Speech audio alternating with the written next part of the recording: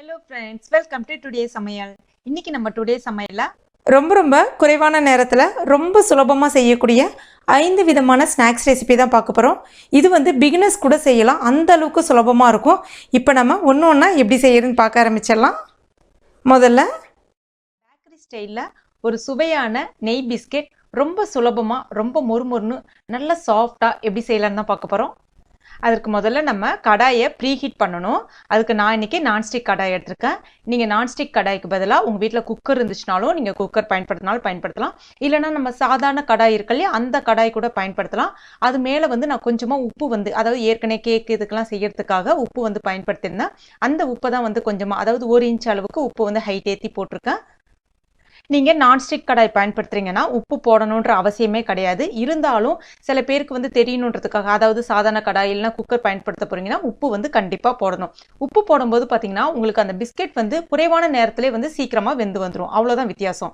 நீங்கள் உப்புக்கு பதிலாக அந்த கடல் மண், ஆற்று மணல் இருக்குல்லையே, அது கூட சேர்த்துக்கலாம். இப்போ இதை கம்ப்ளீட்டாக சிம்மில் வச்சுட்டு, அதாவது லோ ஃப்ளேமில் வச்சுட்டு சரியாக ஒரு 10 நிமிஷம் மூடி வச்சுருங்க. ப்ரீ ஹீட் ஆகட்டும். அதுக்குள்ளே நம்ம பிஸ்கெட்டுக்கு தேவையானதை ரெடி பண்ணிக்கலாம்.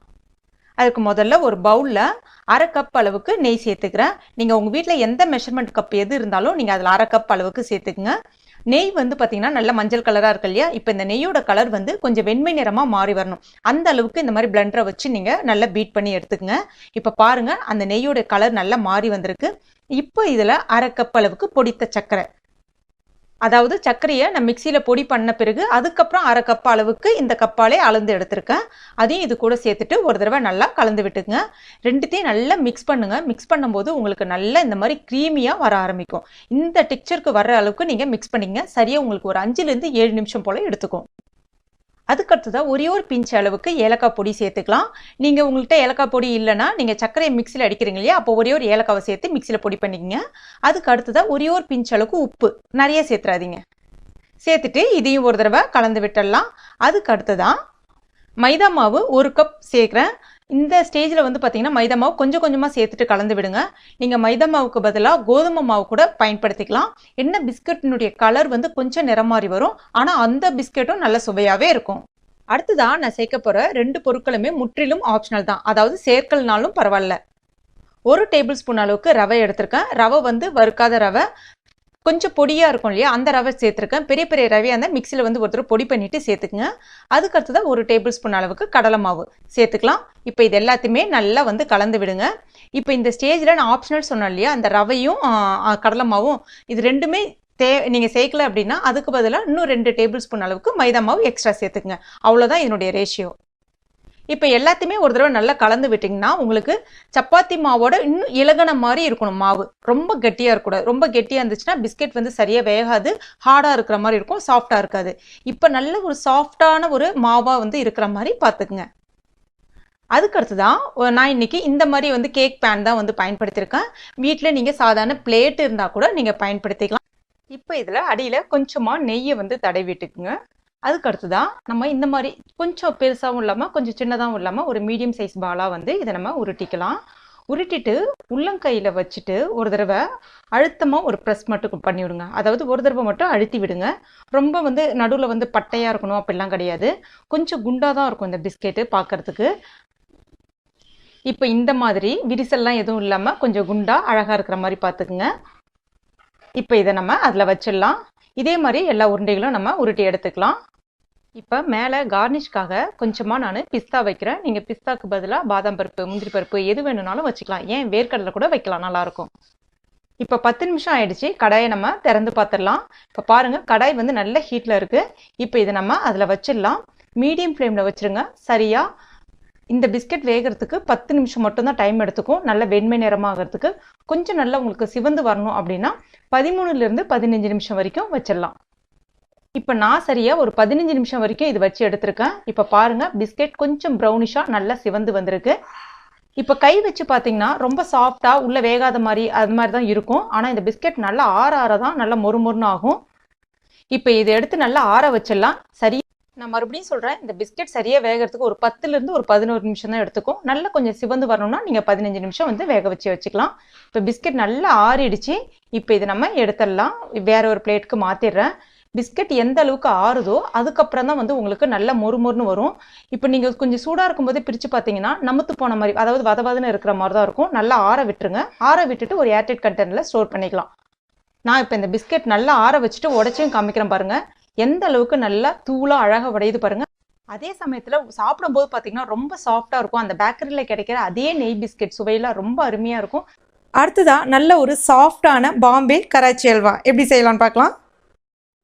முதல்ல ஒரு பவுலில் 1 கப் போல் கார்ன்ஃப்ளவர் பவுடர் சேர்த்துக்கலாம், அதாவது சோள மாவு சேர்த்துக்கலாம். இப்போ இதில் 2 கப் போல், எந்த கப்பால் நம்ம மாவு அளந்தோமோ அதே கப்பால் 2 கப் போல் தண்ணி சேர்த்து நம்ம இந்த மாவை கரைக்கணும். முதல்ல 1 கப் தண்ணி சேர்த்துட்டு மாவை கட்டி இல்லாமல் நல்லா இந்த மாதிரி கரைச்சிக்கிங்க.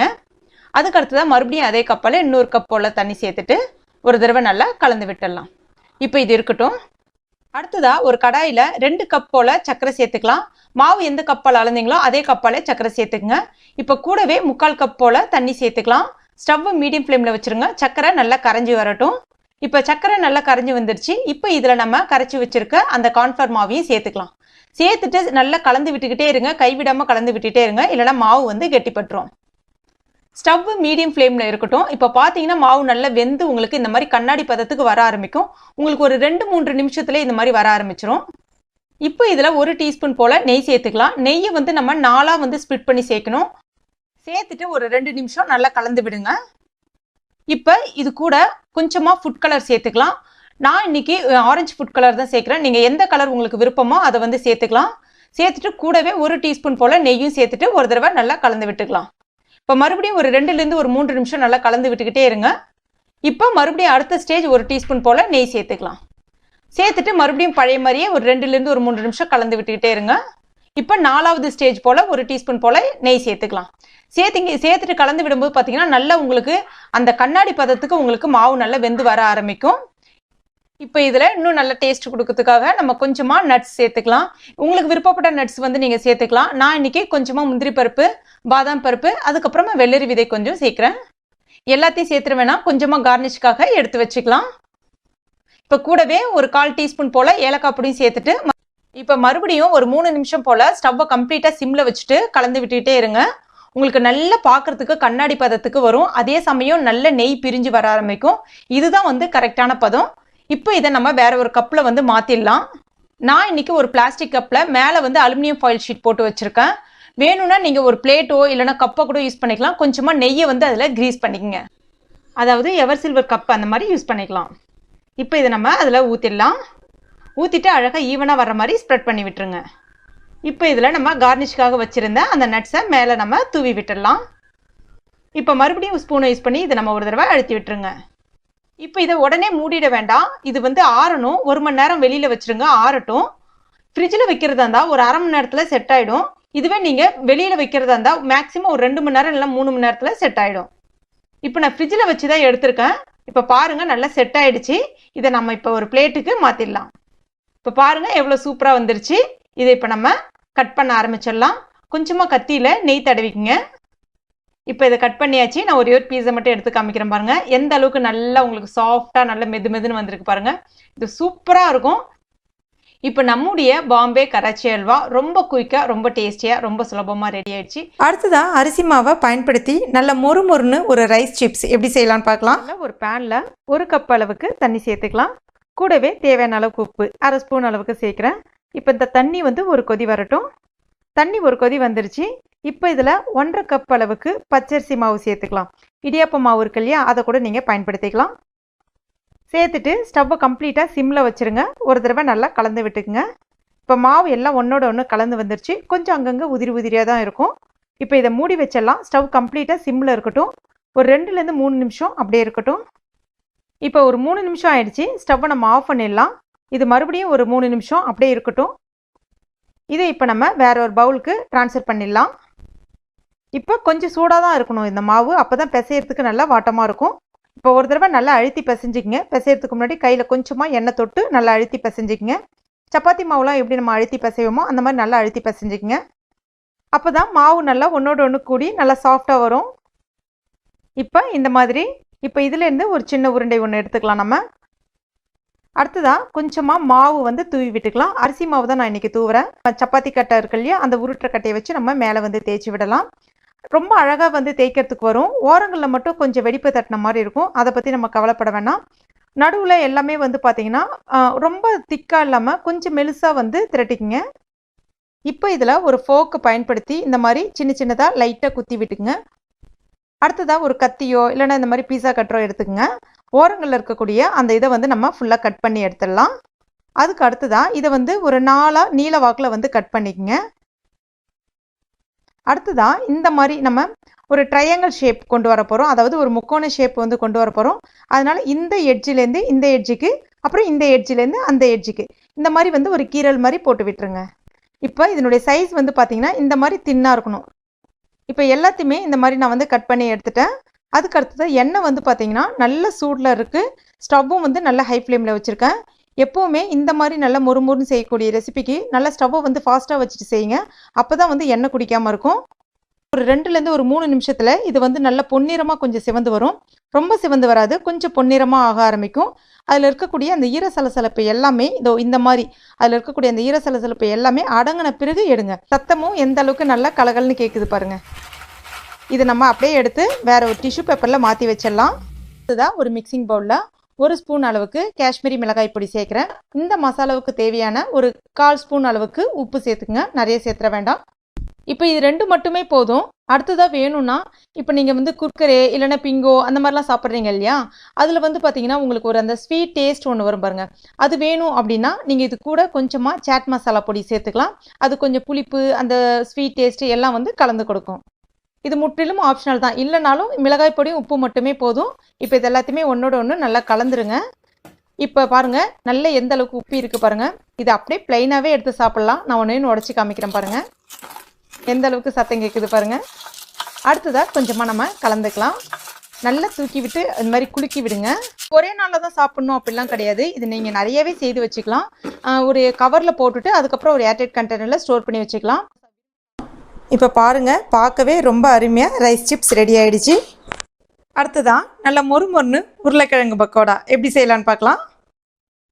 நான் இன்றைக்கி அதற்கு 2 மீடியம் சைஸ் உருளைக்கிழங்கு கழுவிட்டு தோலை நீக்கிட்டு இந்த மாதிரி காய் செய்வதை பயன்படுத்தி நல்லா துருகிக்கலாம். நல்லா கொஞ்சம் பொடிசாக இந்த மாதிரி துருகிக்குங்க. இப்போ துருகுனதை ஒரு துணியில் சேர்த்துட்டு இந்த மாதிரி அதில் இருக்கக்கூடிய தண்ணீரை வந்து நம்ம பிழிஞ்சு எடுத்துடலாம். கொஞ்சம் கூட தண்ணி இல்லாமல் நல்லா நம்ம இதை பிழிஞ்சு எடுத்துக்கலாம். இப்போ பாருங்கள் இந்த மாதிரி. இப்போ இதில் ஒரு மீடியம் சைஸ் பொடிசாக கட் பண்ணியிருக்க வெங்காயம், ஒரு பச்சை மிளகாய், கொஞ்சமாக கொத்தமல்லி இலைகள் எல்லாத்தையும் சேர்த்துக்கலாம். கூடவே 1 ஸ்பூன் போல் மிளகாய் பொடி. இப்போ இதற்கு தேவையான அளவுக்கு உப்பு சேர்த்துக்கலாம். அடுத்ததான் 1/4 டீஸ்பூன் சின்ன ஜீரகம், ஒரு 1/4 டீஸ்பூன் போல் கரம் மசாலா பொடி சேர்த்துக்கலாம். அதுக்கு அடுத்ததான் ஒரு 3 டேபிள் ஸ்பூன் போல் மைதா மாவு சேர்க்குறேன். இதில் வந்து நீங்கள் மைதா மாவு தான் சேர்த்து பயன்படுத்தணுன்றது கிடையாது. அதற்கு பதிலாக கோதுமை மாவு கூட சேர்த்து பிசைஞ்சிக்கலாம். ரொம்ப அருமையாக நல்லா சுவையாகவே இருக்கும். அது கூட இதில் வந்து கொஞ்சம் கூட தண்ணியெலாம் எதுவும் சேர்க்காம நம்ம நல்லா வந்து அழுத்தி பிசைஞ்சோன்னா அந்த உருளைக்கிழங்குல வெங்காயத்தில் இருக்கக்கூடிய தண்ணீர் விட்டாலே போதும். நல்லா ஒரு தடவை அழுத்தி பிசைஞ்சிங்கன்னா உங்களுக்கு இந்த மாதிரி கொஞ்சம் தண்ணி கலந்த போல் வர ஆரம்பிக்கும். தண்ணி எதுவும் சேர்க்கணுன்ற அவசியமே கிடையாது. சப்போஸ் உங்களுக்கு மாவு கொஞ்சம் இலகுன மாதிரி இருக்குன்னா இன்னும் ஒரு டேபிள் ஸ்பூன் போல் நீங்கள் மைதா மாவோ இல்லை கோதுமை மாவோ சேர்த்துக்கலாம். இப்போ பாருங்கள், மாவு இந்த பதத்துக்கு கொண்டு வந்துட்டேன். இப்போ இதை நீங்கள் உதிர்த்து விட்ட மாதிரி செய்யலாம். இல்லைனா இந்த மாதிரி சின்ன சின்ன உருண்டைகளாக எடுத்துட்டு ஒரு தடவை தட்டிட்டு அப்படியே கூட போட்டுக்கலாம். நான் இன்றைக்கி இந்த மாதிரி தட்டிட்டு தான் போட போகிறேன். எண்ணெய் வந்து மிதமான சூட்டில் இருக்குது. இதை மாவுலாம் நான் பிசையும் போதே எண்ணெயும் வந்து ஸ்டவ்வில் நான் வச்சுட்டேன். அப்போ தான் உங்களுக்கு ஒரு 5 நிமிஷம் இல்லைனா 10 நிமிஷத்தில் இதை முடிச்சுட்டு நம்ம குயிக்காக வந்துடலாம். இப்போ ஒன்று ஒன்றா நம்ம போட ஆரம்பிச்சிடலாம். ஸ்டவ் மிதமான தீயிலே வச்சுட்டு பண்ணுங்கள். இப்போ இது சரியாக சிவந்து வர்றதுக்கு ஒரு 2 நிமிஷம் போல் தான் எடுத்துக்கும். இப்போ பாருங்கள், ஒரு தடவை நல்லா கலந்து விட்டுடுங்க. அப்போ தான் எல்லா பக்கமும் நல்லா சிவந்து நல்லா மொறுமொறுன்னு சுவையாக வரும். இப்போ பாருங்கள் எவ்வளோ ஈஸியாக ரெடி ஆகிடுச்சுன்னு. இது ரொம்ப ரொம்ப சுவையாக இருக்கும், நல்ல மொறுமொறுன்னு இருக்கும். அதுக்கடுத்ததாக கோதுமை மாவை பயன்படுத்தி கோதுமை பிஸ்கெட் கடாயில் எப்படி செய்யலான்னு தான் பார்க்க போகிறோம். நான் இன்றைக்கி இதற்கு 100 கிராம் போல் வெண்ணெய் பட்டர் எடுத்திருக்கேன். அன்சால்டட் பட்டர் தான் வந்து பயன்படுத்தியிருக்கேன். பட்டரை ஒரு அரை மணி நேரத்துக்கு முன்னாடியே எடுத்து வெளியில் வச்சுடுங்க. அது ரூம் டெம்பரேச்சருக்கு மாறணும். இந்த மாதிரி வெண்ணெயை கையால் வச்சு அழுத்தினீங்கன்னா உள்ளே வந்து அமுந்தணும். இதுதான் வந்து சரியான பதம். இப்போ இதில் வந்து சேர்த்துக்கலாம். சரியாக 1/4 கப் போல் வெண்ணெய் வந்து ஆகும். இப்போ கூடவே 1/2 கப் போல் சர்க்கரையை அளந்துக்குங்க. அதுக்கப்புறம் மிக்சியில் போட்டு பொடி பண்ணிக்கங்க. இப்போ பொடி பண்ண சர்க்கரையை நான் இதில் சேர்த்துக்கிறேன். சேர்த்துட்டு இந்த மாதிரி ஒரு விஸ்க் வச்சு இதை நம்ம நல்லா பீட் பண்ணிக்கலாம். ஒரு 5 நிமிஷத்துக்கு கைவிடாமல் நல்லா பீட் பண்ணுங்கள். அந்த மாதிரி பீட் பண்ணும்போது தான் நல்லா ஃப்ளஃபியாக வரும். எந்த அளவுக்கு நீங்கள் பீட் பண்ணுறீங்களோ அந்த அளவுக்கு பிஸ்கெட் வந்து ரொம்ப ஸ்மூத்தாக ரொம்ப சாஃப்டாக இருக்கும். இப்போ நான் ஒரு 5 நிமிஷத்துக்கு நல்லா பீட் பண்ணி எடுத்திருக்கேன். இப்போ பாருங்கள் எந்த அளவுக்கு உங்களுக்கு ஃப்ளஃபியாக வந்திருக்குன்னு. இப்போ இதில் 1 கப் போல் கோதுமை மாவு சேர்த்துக்கிறேன். சரியாக 170 கிராம் போல் கோதுமை மாவு இருக்கும். இது கூடவே கொஞ்சமாக ஏலக்காய் பொடி சேர்த்துக்கலாம். அதுக்கடுத்து தான் நான் இன்றைக்கி அன்சால்டட் பட்டர் பயன்படுத்திருக்கனால தேவையான அளவுக்கு, அதாவது கொஞ்சமாக சால்ட்டு சேர்த்துக்கிறேன். நீங்கள் சால்டட் பட்டர் பயன்படுத்திருக்கீங்க அப்படின்னா நீங்கள் வந்து உப்பு சேர்க்கணுன்ற அவசியம் இல்லை.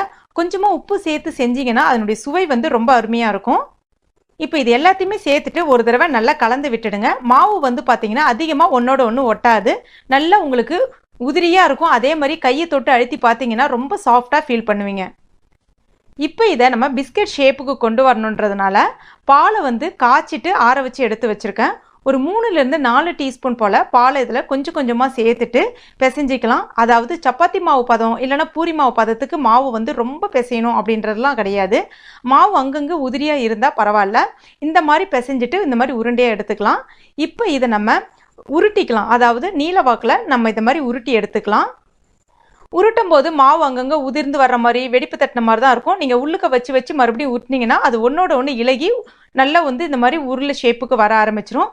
இப்போ இதை நம்ம கட்டமாக ஆக்கிக்கலாம். ரெக்டாங்குலர் ஷேப்பில் நல்லா கட்டமாக ஆக்கிக்கலாம். அப்போ தான் பிஸ்கெட் வெட்டுறதுக்கு ரொம்ப சுலபமாக இருக்கும். இப்போ இது ரெடி பண்ணியாச்சு. அதுக்கு அடுத்ததான் இந்த மாதிரி ஒரு கவர், நம்ம ஏதாவது வாங்க போனோம்னா இந்த மாதிரி கவர் நமக்கு ஈஸியாகவே கிடைக்கும். இப்போ இந்த கவரில் நம்ம இதை நம்ம உள்ளே வச்சிடலாம். அப்படி உங்ககிட்ட வேறு ஏதாவது கவர் இருந்தாலும் நீங்கள் அதில் வந்து ரோல் பண்ணிக்கலாம். இல்லைனா நம்ம வீட்டில் நீங்கள் ஏர்டைட் கண்டெய்னர் ஏதாவது இருந்துச்சு அப்படின்னா கூட நீங்கள் அதிலே வச்சு கூட க்ளோஸ் பண்ணி வச்சுக்கினாலும் வைக்கலாம். இப்போ இதை ஃப்ரிட்ஜில் ஒரு 30 நிமிஷத்துக்கு அப்படியே வச்சிடலாம், இருக்கட்டும். இப்போ ஒரு 30 நிமிஷம் ஆயிடுச்சு. இதை நம்ம எடுத்து பார்த்துடலாம். இப்போ எந்த அளவுக்கு நல்லா கெட்டியாக திக்காக இருக்குது பாருங்கள். இப்போ இதை நம்ம கத்தியை பயன்படுத்தி வெட்டிடலாம். கத்தியில் நீங்கள் எண்ணெய் நெய் தடவணுன்ற அவசியம் கிடையாது. இப்போ ரொம்பவும் மெல்லிதாகவும் இல்லாமல் ரொம்பவும் திக்காக இல்லாமல் இந்த மாதிரி மீடியம் சைஸில் இதை நம்ம ஷேப்பாக அழகாக கட் பண்ணி எடுத்துக்கலாம். கத்தியை வச்சு ஒரு அழுத்தினாலே ஈஸியாக வந்து ஷேப்பாக வந்துடும். இப்போ இந்த மாதிரி இது நான் சொல்ல மறந்துட்டேன், எல்லாத்தையும் இந்த மாதிரி நீங்கள் வெட்டி எடுத்துக்கங்க. நீங்கள் இதில் பட்டர், அதாவது வெண்ணெய்க்கு பதிலாக நெய் கூட பயன்படுத்திக்கலாம். நெய் வந்து 1/2 கப் போல் சேர்த்திங்கன்னா அளவு வந்து சரியாக இருக்கும். அப்போ நீங்கள் பால் சேர்க்கணுன்ற அவசியம் இருக்காது. இப்போ இது ரெடி பண்ணியாச்சு. அதுக்கு அடுத்ததாக குக்கர் இல்லைனா இந்த மாதிரி நான்ஸ்டிக் பேன் உங்கள்கிட்ட இருந்துச்சுன்னா பயன்படுத்திக்கலாம். இல்லைனா வீணா போன நான்ஸ்டிக் பேன் இருந்தாலும் நீங்கள் இதை வந்து பயன்படுத்திக்கலாம். உள்ளே வந்து சின்னதாக இந்த மாதிரி வளையம் வச்சிடலாம். குக்கர் வைக்கிற மாதிரி இருந்தீங்க அப்படின்னா குக்கர் கடியில் ஒரு லேயர் கொஞ்சமாக உப்பு போட்டுக்குங்க. இதில் உப்பு போட வேண்டிய அவசியம் கிடையாது. அந்த மாதிரி தண்ணி எதுவும் வைக்க வேண்டிய அவசியம் கிடையாது, தீஞ்சு போகாது. மீடியம் ஃப்ளேமில் ஒரு 10 நிமிஷம் இதை அப்படியே வச்சுருங்க. இதே நீங்கள் அவனில் வைக்க போகிறீங்க அப்படின்னா 180 டிகிரியில் 10 நிமிஷத்துக்கு ப்ரீ ஹீட் பண்ணி வச்சுக்கோங்க. இப்போ இந்த மாதிரி ஒரு பிளேட் எடுத்துக்கலாம். இதில் கொஞ்சமாக வெண்ணெய் தடவிக்கலாம், இல்லைனா நெய் தடவிக்குங்க. இப்போ இந்த பிஸ்கெட்டை ஒன்று ஒன்றா எட்ட வச்சிடலாம். ரொம்ப கிட்ட வைக்காதீங்க, ஏன்னா இது வந்து வெந்து வரும்போது கொஞ்சம் சைடில் வந்து உப்பி வரும், அப்புறம் ஒன்றோட ஒன்று ஒட்டிக்கும். அதனால கொஞ்சம் எட்ட வச்சிடலாம். இப்போ இது நல்லா சூடாக இருக்குது, கொஞ்சம் பார்த்து கவனமாக வச்சிடலாம். அந்த மாதிரி ஓரங்களில் அந்த தட்டு வந்து டச் பண்ணாத அளவுக்கு வைங்க. அந்த மாதிரி தட்டு டச் பண்ணிச்சுன்னா பிஸ்கெட் வந்து சீக்கிரமாக வந்து கருகி போயிடும். இப்போ இதை மூடிடலாம். மூடிட்டு மீடியம் ஃப்ளேமில் சரியாக 15 நிமிஷம் வச்சுருங்க. இதுவே அவனில் வைக்க போகிறீங்க அப்படின்னா 180 டிகிரியில் 20 நிமிஷத்துக்கு வச்சுருங்க. இப்போ சரியாக ஒரு 15 நிமிஷம் ஆயிடுச்சு. இதை நம்ம திறந்து பார்த்துடலாம். திறக்கும் போதே அடிப்பக்கம் நல்லா சிவந்து இருக்கும். மேலே வந்து அழுத்தி பார்த்தீங்கன்னா கொஞ்சம் உள்ளே போகிற மாதிரி, அதாவது சாஃப்டாக இருக்கிற மாதிரி தான் இருக்கும். ஆனால் ஆறி போச்சுன்னா நல்லா மொறுமொறுன்னு இருக்கும். உங்களுக்கு கொஞ்சம் வேகாத மாதிரி இருந்துச்சு அப்படின்னா மேலே இன்னும் ஒரு 3லேருந்து ஒரு 4 நிமிஷம் நீங்கள் மூடி வச்சிடலாம். இதை இப்போ நம்ம எடுத்து ஆற வச்சிடலாம். இது கம்ப்ளீட்டாக இப்போ ஆறிடுச்சு. லைட்டாக கையால் இந்த மாதிரி தட்டி விட்டீங்க அப்படின்னா உங்களுக்கு ஈஸியாக வந்து எடுத்துக்கும். இப்போ இதை நம்ம வேற ஒரு பிளேட்டுக்கு மாற்றிடலாம். இப்போ பாருங்கள், நம்முடைய சுவையான கோதுமை பட்டர் பிஸ்கெட் ரொம்ப சுலபமாக ரெடி ஆகிடுச்சு. பாருங்கள் எந்த அளவுக்கு சூப்பராக இருக்குது பாருங்கள். கடிச்சு பார்த்தீங்கன்னா ரொம்ப மொறுமொறுன்னு ரொம்ப சூப்பராக இருக்கும். அதே சமயத்தில் பார்த்தீங்கன்னா டேஸ்ட் சான்ஸே இல்லை, அந்த அளவுக்கு சுவையாக இருக்குது. ஃப்ரெண்ட்ஸ், நீங்களும் உங்கள் வீட்டில் எல்லா ரெசிபியுமே ஒரு முறை ட்ரை பண்ணி பாருங்கள். ரொம்ப ரொம்ப அருமையாக இருக்கும், ரொம்ப சுவையாக இருக்கும். கரெக்டான அளவுகளோடு நீங்கள் பண்ணீங்க அப்படின்னா நீங்கள் தான் கிச்சன் கிங். அவ்வளோ அருமையாக இருக்கும். ட்ரை பண்ணி பார்த்துட்டு மறக்காமல் எனக்கு கமெண்ட் பண்ணுங்கள். இந்த வீடியோ உங்களுக்கு பிடிச்சிருக்கும் நம்புகிறேன். பிடிச்சிருந்துச்சுன்னா லைக் பண்ணுங்கள். உங்கள் நண்பர்கள் மற்றும் ஃபேமிலி மெம்பர்ஸ் கூடயும் மறக்காமல் ஷேர் பண்ணிக்கங்க.